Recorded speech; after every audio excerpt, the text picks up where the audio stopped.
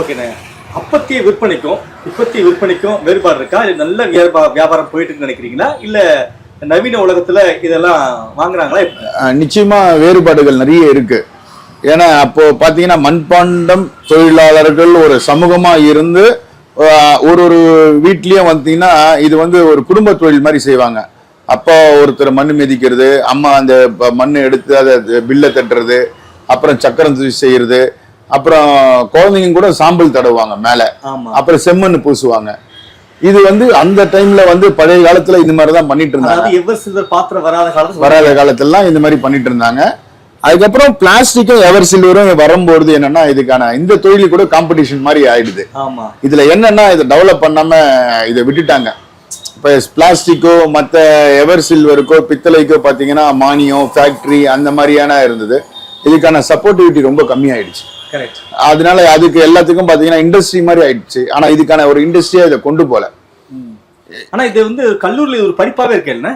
ஆமா, ஆனா அது என்ன பாத்தீங்கன்னா இப்போ வெஸ்ட் பெங்கால்ல பாத்தீங்கன்னா ஒரு தத்தாபுகூர்ன்ற ஒரு வில்லேஜ்ல கிட்டத்தட்ட ஒரு 3000 ஃபேக்டரிஸ் இருக்கு. இந்த மாதிரி அங்க ஒரு தத்தாபுகூர்ல இருந்து ஹாப்ரா, ரிஷ்ரா, பிதாநகர், உல்டடங்கா, கிருஷ்ணா நகர் எல்லாம் வெஸ்ட் பெங்கால்லயே பெரிய உற்பத்தி நிலையங்கள் இருக்கு. அங்க சப்சிடி கொடுக்குறாங்க.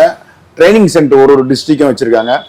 அதே போல இங்க இருந்து நம்ம நாமக்கல் டிஸ்ட்ரிக்ட்ல இருந்து போன கோரக்கர் சித்தர் உத்தரப்பிரதேஷ்ல ஒரு ஊரையே உருவாக்கி அந்த ஊருக்கு பேர் இப்ப யூபியில கோரக்பூர்னு இருக்கு.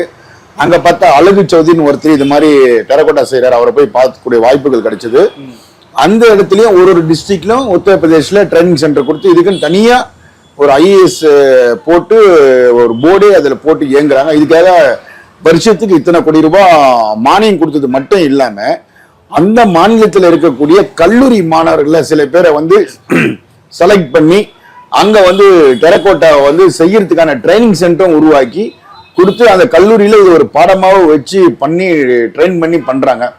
அவங்களாம் நல்ல ஸ்கில்டா இப்ப அவார்ட்லாம் நேஷனல் அவார்ட்லாம் வாங்கியிருக்காங்க. அது போல தமிழகத்திலையும் ஒரு மாவட்டத்திலையும் இதுக்கான ஒரு ஐஏஎஸ் போட்டு டெவலப் பண்ணி இதுக்கான ஒரு தனியா ஒரு மாவட்டத்திலையும் ஒரு ட்ரைனிங் சென்டரை போட்டு தமிழகத்தில் இருக்கக்கூடிய கல்லூரி மாணவர்கள இதுல யாரு விருப்பமா ஆர்வமா கலைநமிக்க பொருட்களை செய்யக்கூடிய ஆர்வங்கள் யாரு இருக்கோ ஆர்ட்ஸ் அண்ட் கிராஃப்ட்ஸ்ல இருக்கிற காலேஜஸ்ல இருக்கிற ஸ்டூடெண்ட்டை கொண்டு ட்ரைனிங் பண்ணா ரொம்ப டெவலப் பண்ணிட்டு போகலாம்.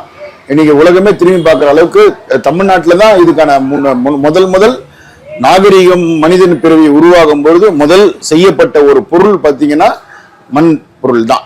மண் கலை நிமிக்க பொருள் தான். சமைச்சு சாப்பிட்றதுக்கான உருவகத்தை கொடுத்து ஒரு மண்பானையை செய்யறது அது இன்னைக்கு வெளி உலகத்துக்கு தெரிய வர ஆரம்பிச்சிருக்கு.